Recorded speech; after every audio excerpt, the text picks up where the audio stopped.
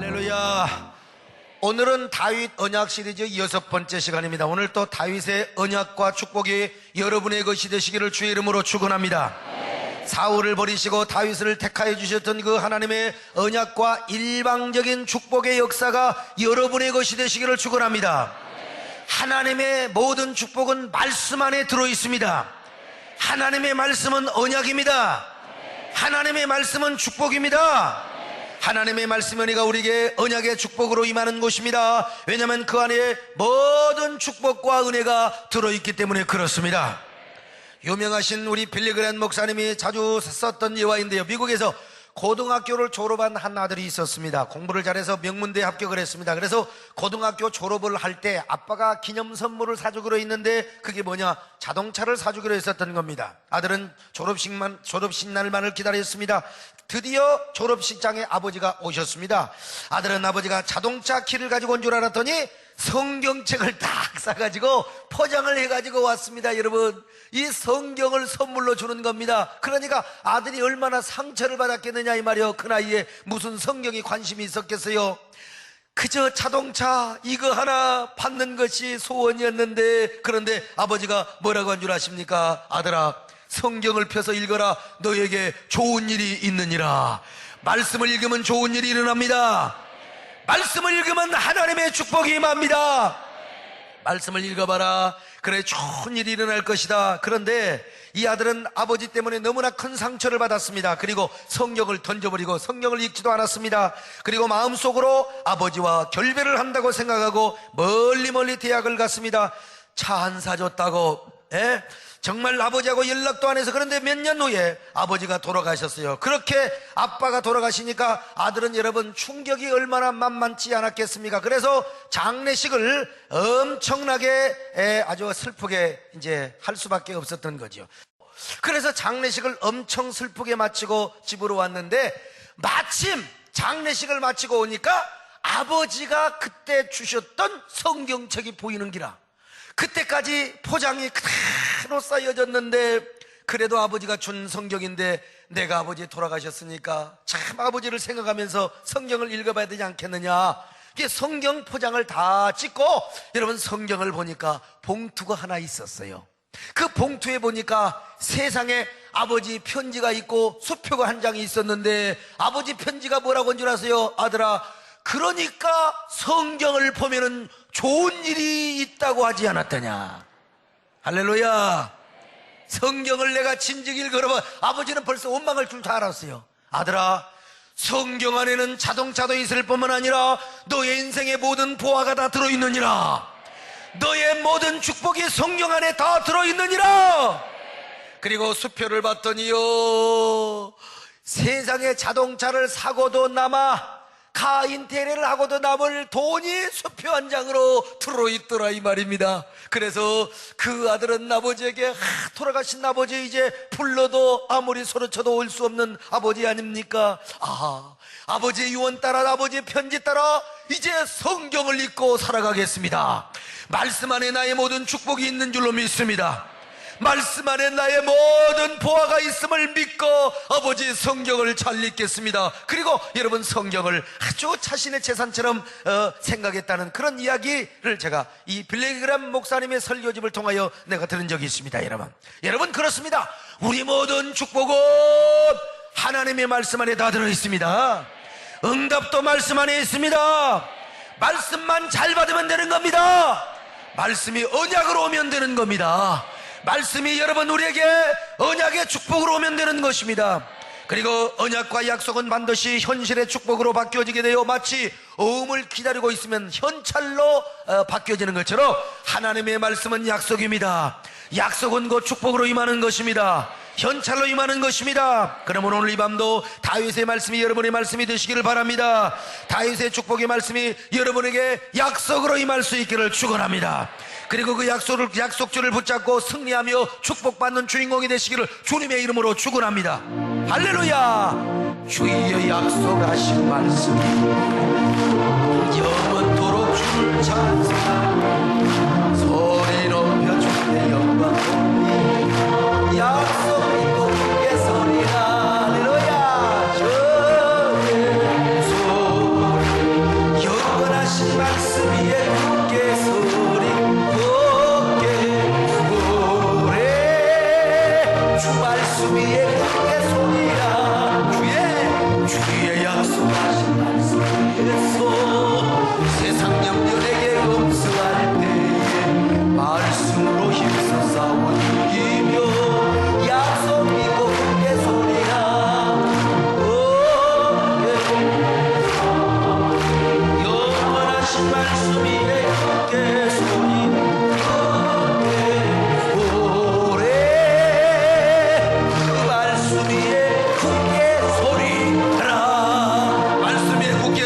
축원합니다. 다윗이 하나님 앞에 왕으로 부름받고 기름 부음 받기 위해서는 먼저 사울이 버림을 받아야 돼. 이 사건이 선행이 돼야 된다고 했어요. 그래서 하나님은 사울을 먼저 버리셨습니다. 그리고 나서 하나님은 다윗을 불러주셨습니다. 그러면 사울이 버림받은 후에 다윗의 부름은 어떻게 시작이 되고 어떻게 기름 부음 받음이 이루어졌을까? 사울이 하나님께 버림받은 후에 사무엘은 너무나 슬펐어요. 마치 그가 우울증에 걸린 그 사람처럼 연일연야 너무나 슬펐고 마음이 애달팠습니다. 그래서 왜냐하면 왜 그랬을까요? 자기가 처음으로 기름 부었던 이스라엘의 초대 왕이라 이 말이요. 그런데 그 사울이 하나님 앞에 버림을 받았으니 사무엘은 너무나 슬프고 애달파서 사울이 버림받은 이후로 죽는 날까지 사울을 본 적이 없다고 했어요. 그래서 사무엘은 우울증에 걸린 사람처럼 계속해서 우울한 나날을 보내고 있어요. 그럴 때 하나님이 사무엘에게 와서 위로하시고 축복의 메시지를 주는 것입니다. 오늘 여러분 참 마음이 아픈 여러분들이요, 오늘 말씀을 통하여 희망과 힘을 얻으시기를 바랍니다. 하나님의 축복의 줄을 잡으시기를 바랍니다. 하나님이 뭐라고 하셨느냐? 사무엘아, 네가 왜 이렇게 낙심을 하고 있단 말이냐? 내가 사울을 버려 이스라엘 왕이 되지 못하게 했는데 언제까지 그를 위하여 슬퍼하고 애달파한단 말이냐? 이제 너는 양각불에 기름을 채워가지고 베들레헴으로 가거라. 내가 이새의 아들 중에 한 왕으로 내 마음에 합한 왕을 보았느니라. 내가 한 사람을 내 마음에 합한 왕으로 보았느니라. 자, 16장 1절을 같이 봅니다. 시작. 여호와께서 사무엘에게 이르시되 내가 이미 사울을 버려 이스라엘 왕이 되지 못하게 하였거늘 내가 그를 위하여 언제까지 슬퍼하겠느냐? 너는 불에 기름을 채워가지고 가라. 내가 너를 베들레헴 사람 이새에게로 보내리니 이는 내가 그의 아들 중에서 한 왕을 보았느니라. 할렐루야. 그러자 이제 사무엘이 겁이 나서 하나님께 이렇게 대답합니다. 하나님, 제가 감히 어찌 그런 일을 할 수가 있겠습니까? 이 일을 들으면 사울이 저를 아마 죽이고도 남을 것입니다. 그러자 하나님께서 말씀하셨어요. 너는 암송아지를 끌고 가서 내가 베들레헴에 제사를 드리러 왔다고 하거라. 그리고 이새와 그의 아들들을 제사에 청하거라. 그때 내가 누구에게 기름을 부을 것인가를 지명하여 가르쳐주고 너를 감동하며 너에게 영감을 줄 것이니라. 이렇게 하면 되지 않겠느냐? 이렇게 지혜롭게 하면 너는 죽음을 면하게 될 것이다. 이렇게 해서 이제 사무엘이 베들레헴에 오자 온 장로들이 맞이하는 겁니다. 갑자기 사무엘이 베들레헴에 나타났다니까 장로들이 얼마나 의아하겠습니까? 그들은 신앙이 좋은 사람이기 때문에 사무엘의 말을 다 믿어, 사무엘의 행동을 다 믿는다 이 말이요. 더더구나 사무엘이 사울을 버렸다, 하나님이 사울을 버렸다, 이 말을 사무엘이 선포했거든요. 이게 온 이스라엘에 다 퍼져버렸어. 베들레헴까지 다 퍼져버리겠어요. 자, 그래서 그들이 물어봐요. 이스라엘의 평강을 위해서 오셨습니까? 그러자 사무엘이 뭐라고 대답합니까? 나는 이스라엘뿐만 아니라 베들레헴의 평강을 위해서 왔소이다. 여호와께 화목제를 드리기 위해 왔소. 그러므로 그대들은 스스로 성결케고 와서 하나님 앞에 번제와 화목제를 드립시다. 그리고 이새와 그의 아들들을 성결하게 하고 함께 예배를 드리십시다. 초청을 했다 이 말입니다. 자, 드디어 제사를 드립니다. 제사를 드리면서 사무엘은 이새에게 큰아들부터 착 사무엘 앞을 지나가도록 이렇게 만들었습니다. 그러자 사무엘의 큰아들 엘리압을 다 지나가게 하니까 그 엘리압을 보고 사무엘이 너무나 놀래버렸어요. 세상에 저렇게 잘생길 수가 있어요. 여호와의 기름 부음 받을 자가 바로 저 큰아들이라 보구나. 사무엘의 마음이 막 감동을 받아버렸다 이 말입니다. 저 사람이야말로 왕감이다, 이런 생각을 했어요. 아마 엘리압은요 굉장히 인물이 잘생겼던 것 같아요. 키도 크고 훤칠하고 이목구비도 뚜렷하고 아주 멋지게 생긴 것 같아요. 그래서 여러분이 사무엘이가 이 양각불에다가 세상에 기름을 담아놓고 하마터면 엘리압한테 다 기름을 부을 뻔했다 이 말입니다. 여러분요. 그런데 우리 하나님께서 뭐라고 말씀하셨습니까? 사무엘아, 너는 절대로 사람의 용모와 신장을 보지 마라. 너는 사람을 외모로 취하지 마라. 나는 이미 그를 버렸노라. 그는 왕이 될 수가 없어. 그는 왕이 될 수가 없어. 자, 6절로 7절의 말씀을 같이 봅니다. 시작. 그들이 오매 사무엘이 엘리압을 보고 마음에 이르기를 여호와의 기름 부으실 자가 과연 주님 앞에 있도다 하였더니 여호와께서 사무엘에게 이르시되 그의 용모와 키를 보지 말라. 내가 이미 그를 버렸노라. 내가 보는 것은 사람과 같지 아니하니 사람은 외모를 보거니와 나 여호와는 중심을 보시느니라. 여러분, 사람은 외모를 보지만 하나님은 중심을 보신 줄로 믿습니다. 우리 하나님은 중심을 보시는 하나님입니다.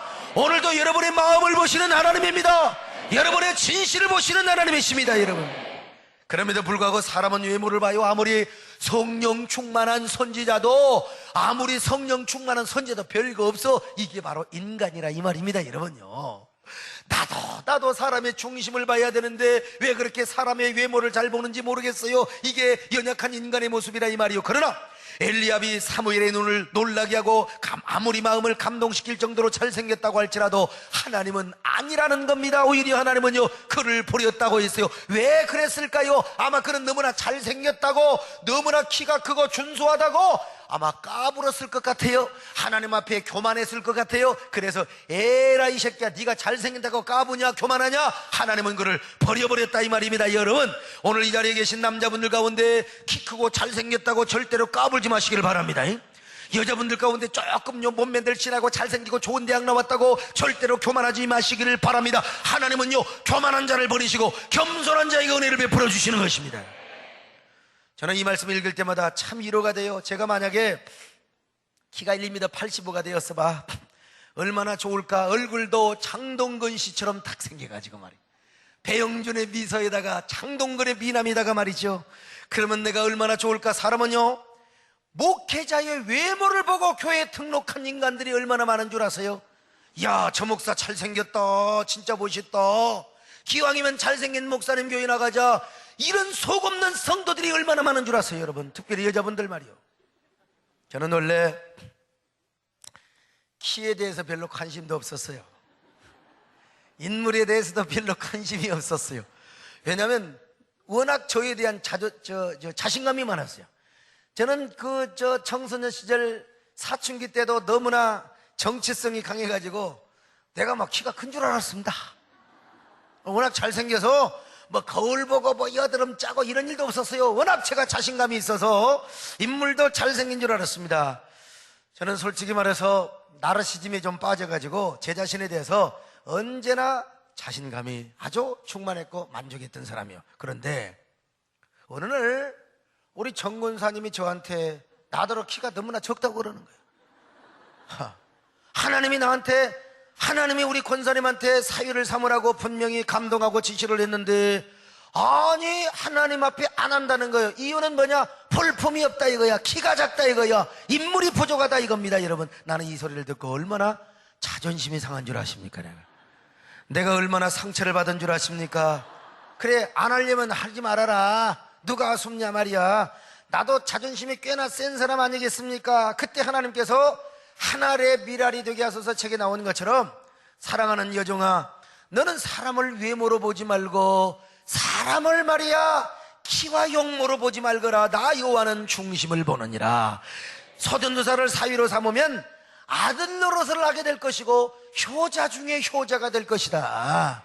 근데 아들 노릇을 하고 효자 중에 효자가 된다고 해도 안 한다는 거예요. 키 크고 멋있는 사위를 싹 삼겠다는 겁니다. 여러분, 우리 하나님은요 참 좋으신 하나님이요. 그래, 말하라. 그러면 다른 여자한테 탁 사위를 삼으라고 할 텐데 하나님은 촛대를 옮길 텐데 그래도 설득을 하는 겁니다. 뭐라고 설득한 줄 아세요? 여종아, 내가 불순종해서 만약에 하나밖에 없는 아들을 영수를 내가 치면 어쩔래? 그리고 그 아들을 내가 데려가면 어쩔래? 그러니까 그때야 하나님요 제가 하겠습니다. 이래가지고 사위가 된 거라 이 말이요.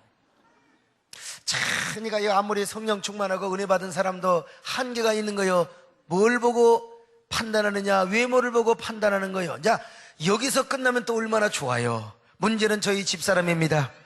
우리 집사람은 지금까지도 외모 중심적인 사람입니다. 여러분, 지금까지도 외모를 짝 봐요. 키가 얼마나 크고 용모가 얼마나 잘생겼는가 이걸 보는 사람이요. 우리 집사람이 좋아했던 스타일이 누구냐? 장동건이요. 장동건. 배영준의 따뜻한 미소를 좋아하는 우리 마누라가 어떻게 광대뼈만 툭 나오고 눈은 쑥 들어가고 말이죠. 연탄장사 막내 아들 같이 생긴 그런 이 쪼다구 같은 사람을 어떻게 좋아해? 그렇다고 제가 무슨 뭐 연사마 소사마가 되겠습니까? 저희 집사람이 키 작고 용모도 볼품없다고 싫다는 거예요. 그때야 제가 비로소 깨달았어요. 아, 하나님, 제가 키가 좀 작네요. 제가 장동건이나 배영준과 같은 영화배우를 닮았으면 얼마나 좋을까? 제가 그런 생각을 한 번씩 해본다 이 말이에요. 그래서 우리 교회 집사님들이 모여서 이런 얘기를 했다는 거예요. 몇 년 전에. 솔직히 말해서 우리 소목사님 뭐가 볼 게 있습니까? 은혜 빼놓고는 뭐가 볼 게 있느냐 이거요. 우리가 은혜 때문에 나오지 우리 목사님 인물 보고 나옵니까? 내가 그 얘기 듣고요, 참 충격도 받았지만 은혜도 받았어요. 내가 누가인지 다 알아요. 어느 집사님이 얼마 전에 그러더라고. 남편이 교회 가서 더 열심히 충성하라고. 나는 우리 소목사님을 100% 믿는데야 아무리 여자들이 교회에서 설치고 아무리 충성해도 소목사님 좋아할 여자들은 아무도 없다는 거예요. 아이고, 자기는 얼마나 잘생겼는지. 그래서 안심할 테니까 열심히 가서 충성하라고 말이죠. 나 이 얘기를 듣고요, 참 은혜도 받았지만 충격도 받았어요. 그러나 나에게 정말 힘이 되고 위로가 되는 말씀이 오늘의 말씀이다 이 말이요. 하나님은 나 여호와는 사람을 외모로 보지 않고 중심을 보느니라. 중심을 보느니라. 여러분, 저는 외모가 화려하지 않는 대신에 그래도 내 안에는 하나님의 은혜가 있습니다. 성령의 능력이 있습니다. 말씀의 능력이 있습니다. 그리고 하나님이 저에게만 주시는 영적인 카리스마가 있다 이 말이에요. 여러분요, 화려하지 않는 대신에 이 카리스마 때문에 여러분, 제가 부족하지만 사람들이 저를 만나면 꼬꾸라지는 거요, 엎어지는 거라 이 말입니다. 그리고 굴복하고 변화받는 역사를 경험한다 이 말입니다. 여러분, 다른 교회에서 뭐 그렇게 강팍하게 신앙생활하고 그렇게 못된 일만 골라서 살았던 사람도 나 만나면 꼬꾸라진다 이 말이요. 나 만나면 여러분 굴복한다 이 말입니다. 나에게 굴복하는 것이 아니라 하나님이 주시는 은혜 앞에 굴복한다 이 말입니다. 그리고 변화되는 역사가 나타난다 이 말입니다. 하나님은 저에게 이런 영적인 카리스마를 주셨어요. 이런 은혜를 주셨다 이 말입니다. 여러분, 근데 요즘 가만히 보니까 요즘은 옛날하고 또 달라요. 저도 꽤 인기가 있습니다. 여러분, 수많은 성도들이 여기 소목사에게 인정받고 사랑을 받으려고 얼마나 노력한 줄 아세요? 그리고 우리 교회에 얼마나 많은 성도들이 모입니까? 물론 인물 보고 모인 건 아니지만 은혜를 보고 여러분 얼마나 많은 성도들이 주일날 모여드느냐 이 말입니다.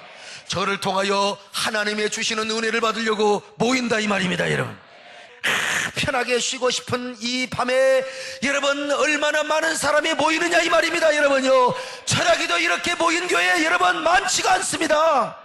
문제 해결을 받기 위해 모인 줄로 믿습니다. 축복을 받기 위해 모인 줄로 믿습니다. 상처를 치유하고 그리고 나음을 받기 위해 온 줄로 믿습니다. 여기 소목사를 통하여 주시는 은혜를 받기 위하여 이 자리에 온 줄로 믿습니다.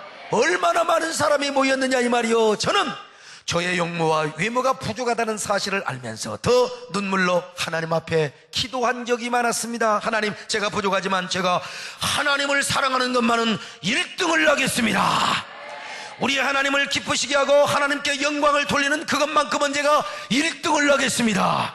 하나님의 영광을 향한 의협심, 이 의협심과 하나님의 영광을 위한 그 순수한 마음은 제가 1등으로 하나님 앞에 나가겠습니다. 주의 이름을 위하여 1등하고 신앙의 순결성을 지키는데 우리 하나님 앞에 1등을 하겠습니다. 저는 하나님 앞에 이런 중심을 보였다 이 말입니다. 이런 마음의 순수하고 애달픈 저의 속 중심을 주님 앞에 보여드렸습니다. 할렐루야. 저요 이 몸 바쳐 주의 일을 하렵니다. 아무리 어려워도 괴로움 당해도 주와 함께 승리하며 살게 하옵소서. 주님 사랑 크시니 주를 따라가며 주님으로 만족해 하여 주소서.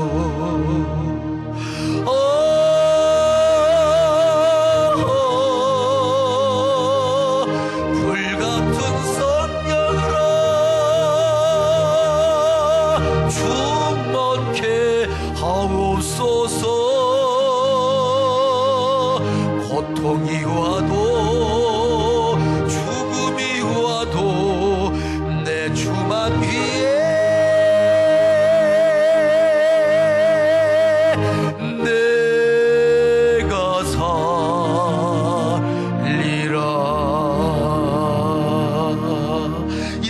하나님 앞에 중심을 드렸더니요, 하나님은 부족한 종에게도 이런 놀라운 축복을 주셨습니다.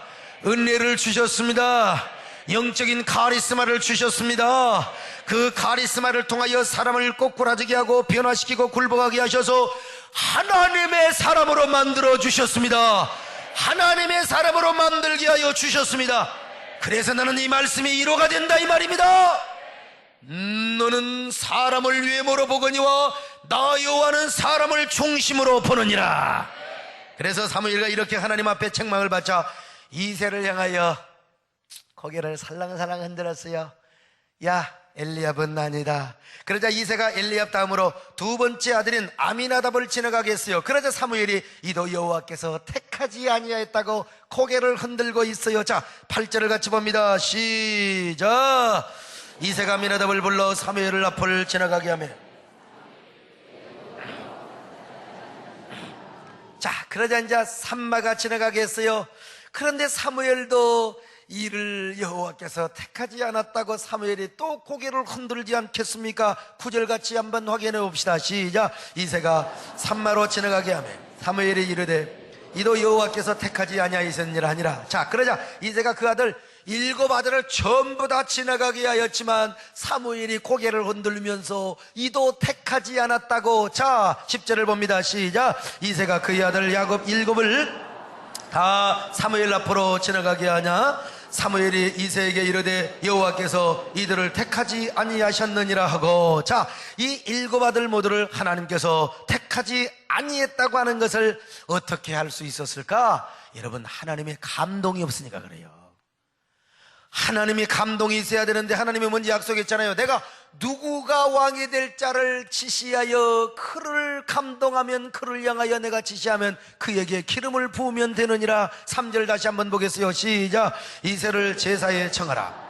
내가 내게 행할 일을 가르치리니 내가 내게 알게 하는 자에게 나를 위하여 기름을 불, 내가 너에게 알게 하여 주겠다 이 말이요, 지명하여 주겠다 이 말입니다. 그런데 하나님께서 7 놈이 다 지나가는데 감동이 없었다 이거예요. 그래서 사무엘이 이새에게 말했어요. 아들이 다 왔습니까?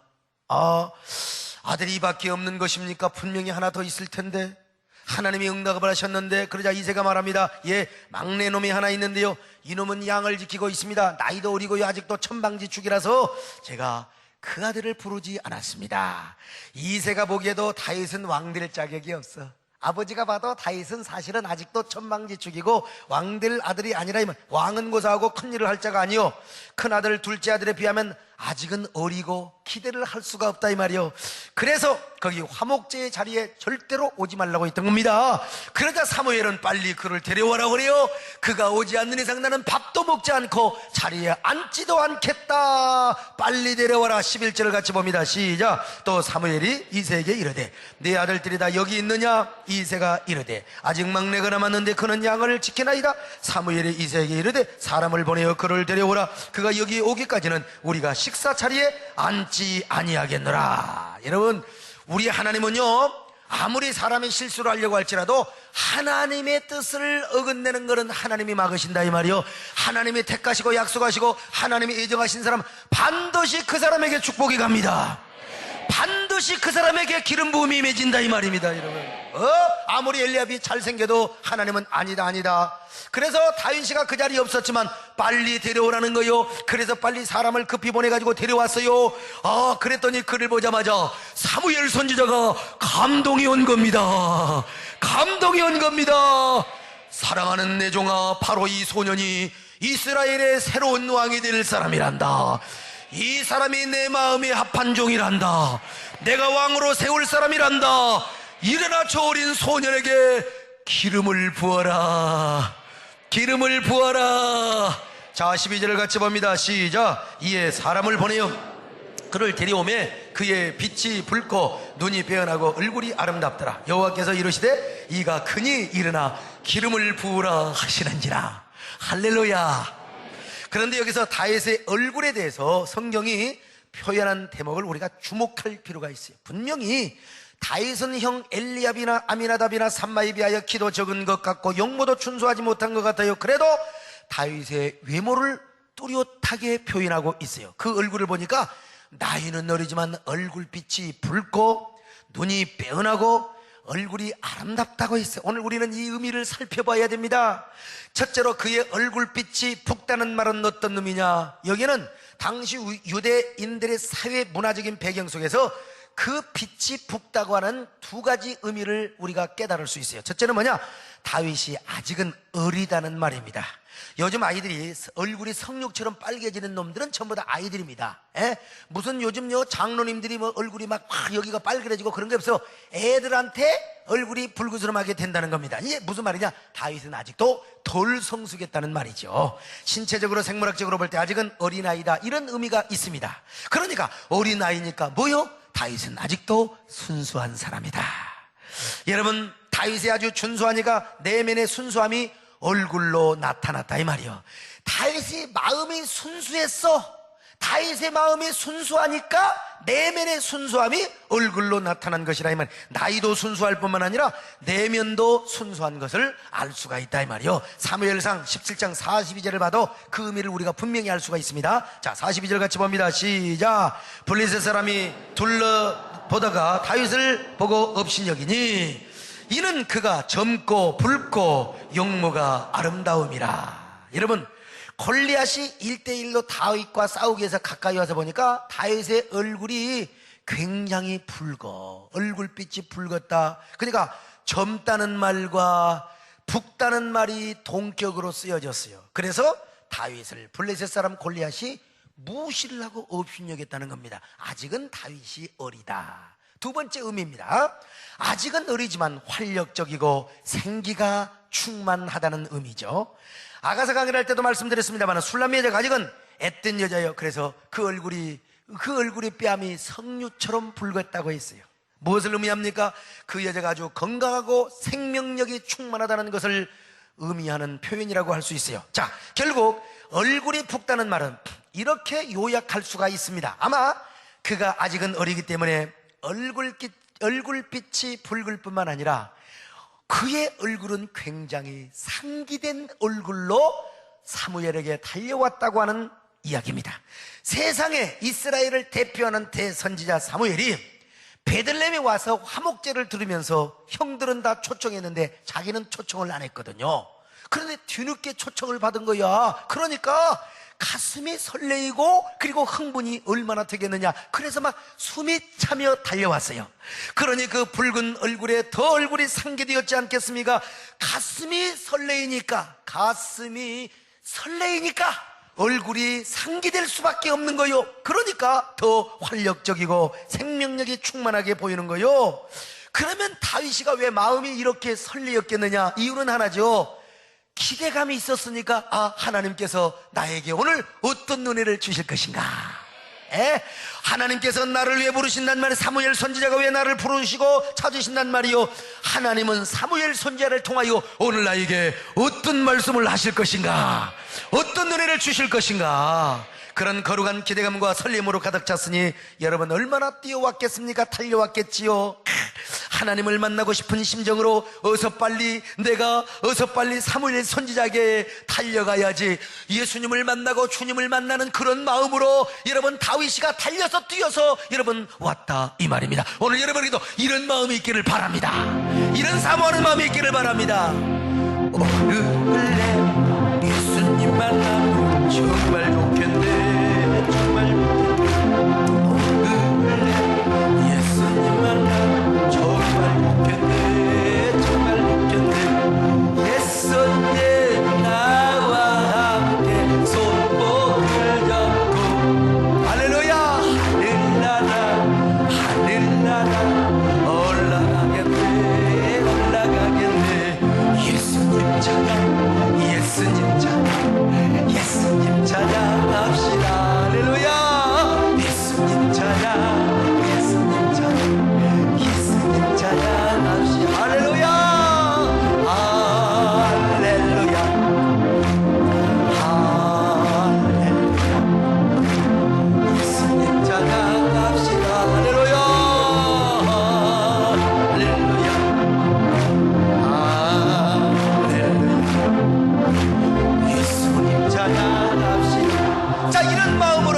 당시가 달려왔으니까 그의 얼굴이 막 얼마나 상기가 되었겠느냐 이 말입니다. 활력이 있죠. 생명력이 충만하죠. 생기가 그냥 팔팔하게 보였다 이 말이요. 물론 유대인들에게 있어서 이 얼굴이 붓다는 말은 또 하나의 의미도 사실은 있습니다. 사람이 정열적이고 아주 활력적이다 이런 이미지가 있어요.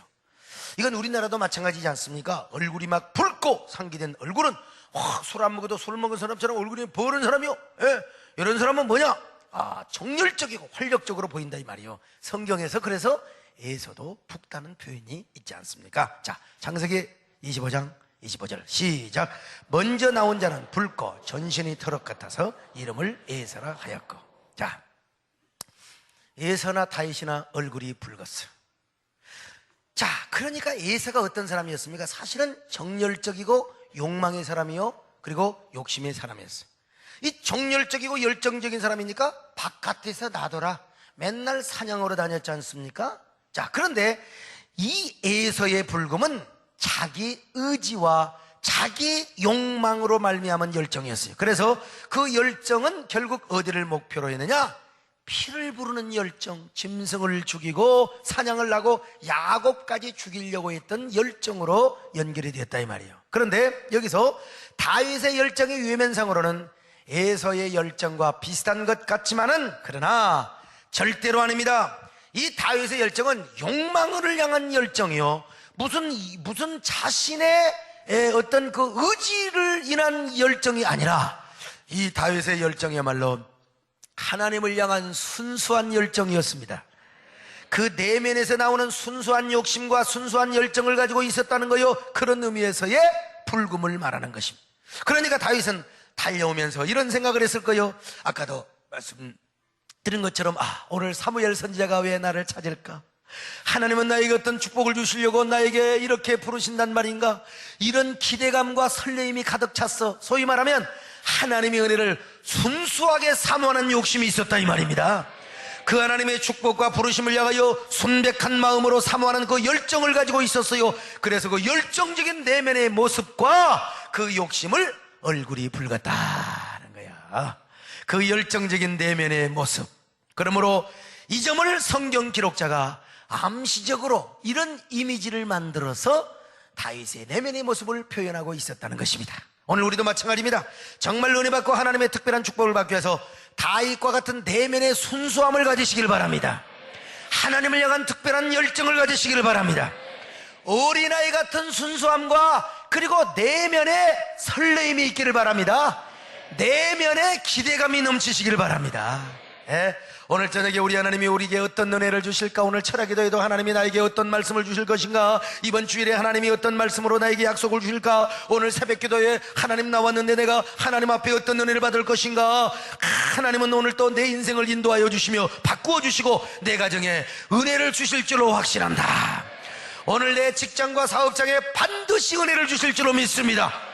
이런 기대감과 설렘이 있기를 바랍니다. 이런 순결한 욕심이 있기를 바랍니다. 이런 순결한 욕망이 있기를 바랍니다. 그러니까 우리가 매 순간 기대와 설렘이 있고 그리고 거룩한 흥분으로 가득 차는 거지요. 이런 사람은 매 순간순간 새로워지는 것입니다. 은혜가 가득한 것입니다. 축복이 가득한 것입니다.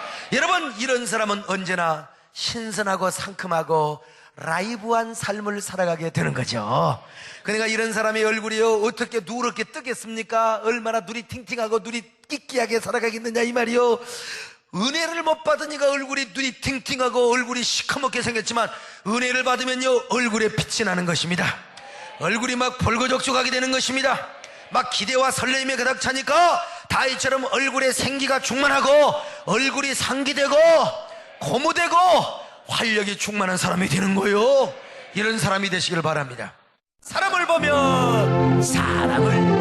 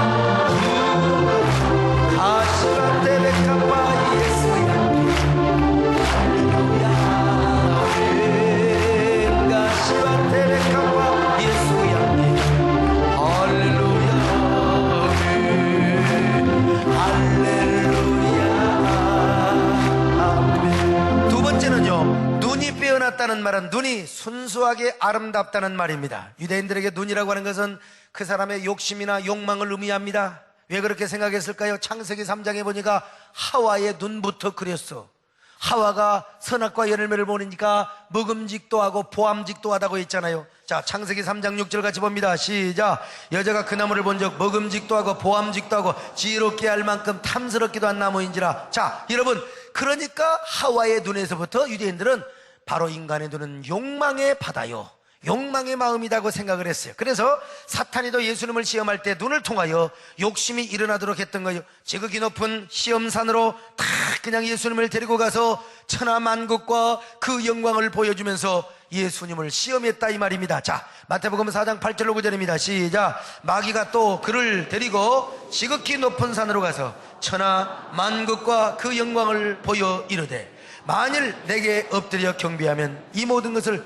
자, 여러분, 천하 모든 만국의 영광과 모든 도시의 아름다움을 보여준 겁니다. 여러분, 그래서 예수님을 보라.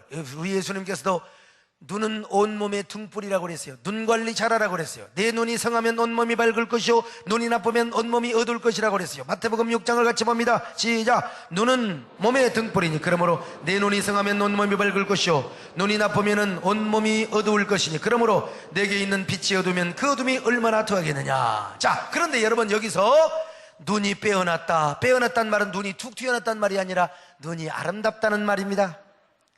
다윗의 눈은 욕망의 눈이 아니란 말입니다. 정욕의 눈이 아니란 말입니다. 주로 얼굴이 붓고 상기가 되었으면 눈이 막 욕망의 눈이 막 띄어야 될 거 아니겠습니까? 사무엘 선지자님 왜 저를 부르셨습니까?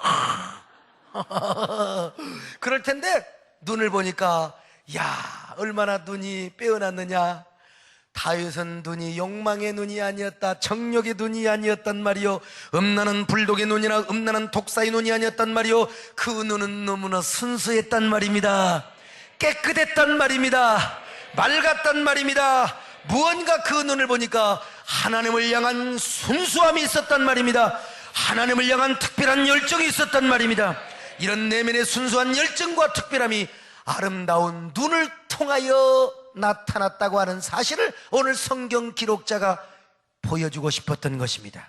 여러분, 오늘 우리도 하나님의 은혜를 정말로 받고 싶으면요, 눈이 아름다워야 되는 것입니다. 눈이 깨끗해야 되는 것입니다. 눈이 늘 더러운 것만 보고 어두운 것만 보면 우리 마음이 언제나 어둡고 더러워지게 되어 있어요. 그래서 우리 예수님 눈 관리하라고 했잖아요. 눈 관리. 그러면서 주님이 뭐라고 말씀하셨어요? 우리가 두 주인을 섬길 수 없다고 말씀하셨어요. 그 두 주인은 무엇을 말합니까? 하나님과 물질을 말하는 거요, 물질을 바라보지 말라는 것입니다. 우리가 물질만을 바라보면 물질을 만몬신으로 섬기는 것이요, 물질을 바라보지 않고 하나님만을 바라보면 하나님을 우리의 주인으로 섬긴다 이 말입니다. 여러분, 그러므로 여러분, 우리 눈은 세상을 바라보지 마시기를 바랍니다. 세상에 음란한 것으로 눈독이 들이지 마시기를 바랍니다. 돈독으로 중독되지 마시기를 바랍니다. 깨끗한 눈으로 하나님을 바라보시기를 바랍니다. 하나님의 나라를 보시기를 바랍니다. 신령한 세계를 바라보시기를 바랍니다. 그럴 때 여러분이요, 신령한 사람이 되는 것입니다. 더 많은 은혜가 임하는 것입니다. 더 많은 축복이 임하는 것입니다. 그런 여러분이 되시기를 바랍니다. 주님 사랑해요.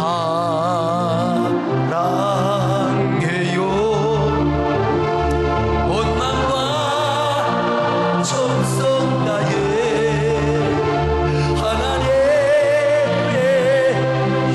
신실한 친구 되기 원합니다. 세 번째, 용모가 아름답다고 했습니다. 여기서 용모가 아름답다는 무슨 말이냐?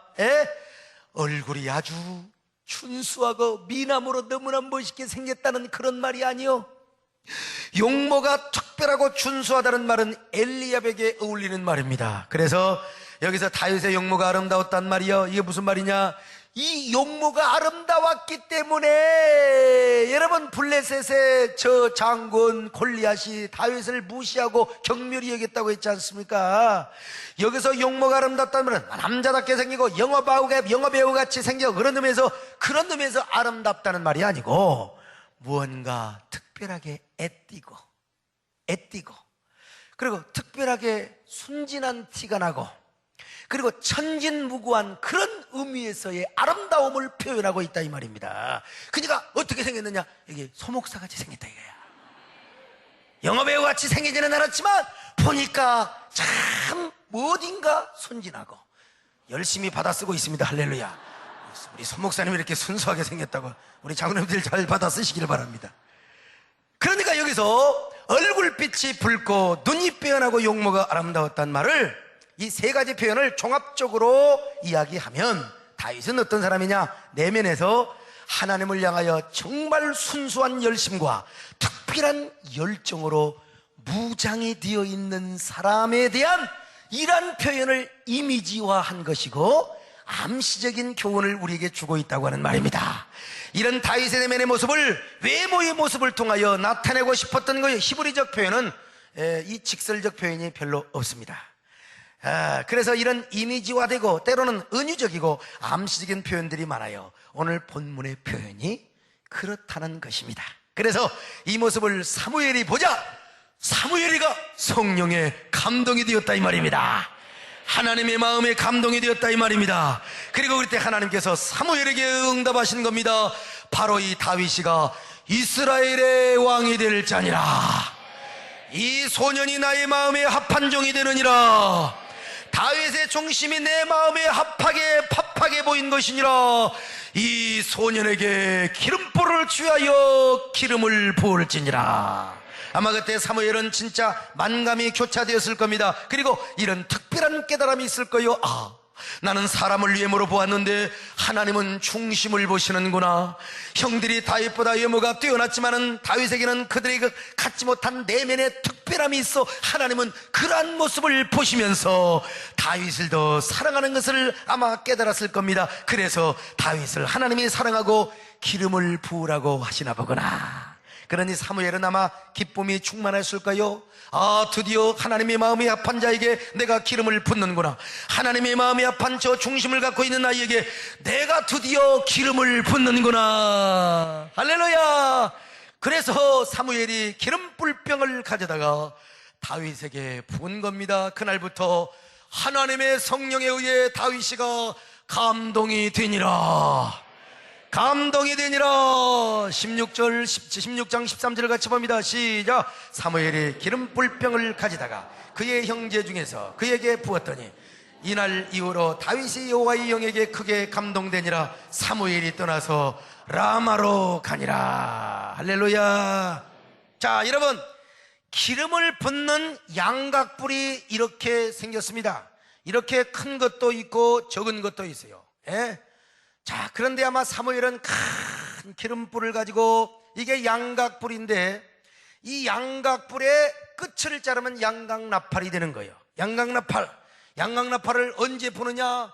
전쟁의 승리나 좋은 일이 있을 때, 그리고 뭐 신년이나 또 국가에 좋은 일이 있고 절기 때마다 이 양각나팔을 분다 이 말입니다. 여러분, 대한민국이 양각나팔을 부는 사람도 그리 많지는 않을 텐데 이 큰 양각나팔을 한번 불어보겠습니다.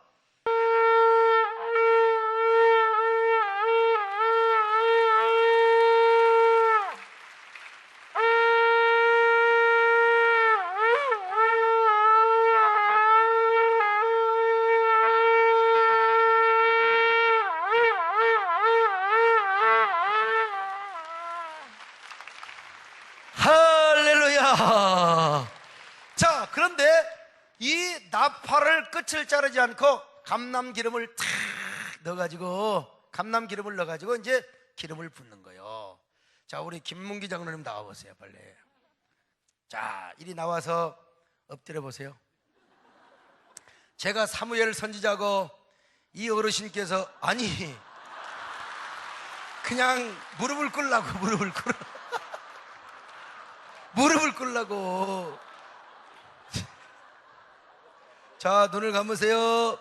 이제 기름을 부어요. 기름을 부어요. 기름을 탁 부으면은 기름이 가득 차 있을 거 아닙니까? 그러면 머리에다가 이 어르신께서 다윗이라고 생각합시다. 자, 여러분, 이렇게 쫙 부어요. 박수 한번 쳐보세요. 쫙. 예? 기름을 부었어요. 예? 그대로 눈을 감고 있어요. 기름을 부었어요. 기름을 붓고 기름을 붓는다 이 말이에요. 이렇게 기름을 부어요. 예? 선지자의 기름을 부으면은 선지자가 되는 것이고, 제사장의 기름을 부으면 제사장이 되는 것이고, 그리고 왕의 기름을 부으면 왕이 된다 이 말입니다. 그래서 이제 앞으로 다윗이가 약속을 받고 이제 광야로 도망을 가는 것처럼 여러분도 약속, 하나님의 축복의 약속을 붙잡고 승리하시길 바랍니다. 여러분의 어깨 가운데 막 왕이 되시길 바랍니다. 여러분 최고의 축복을 받으시길 바랍니다. 절정의 축복을 누리는 여러분 되시기를 축원합니다. 그러면 다윗이 기름 부음을 받은 후에 하나님은 그에게 어떤 약속을 주시고 그리고 어떻게 연단을 하셨는가, 그리고 다윗이 왕이 될 때까지 하나님께서 어떻게 다윗을 훈련하시고 연단을 했을까, 계속해서 죽여주는 말씀이 이어지는데 그것은 다음 시간에 계속하겠습니다.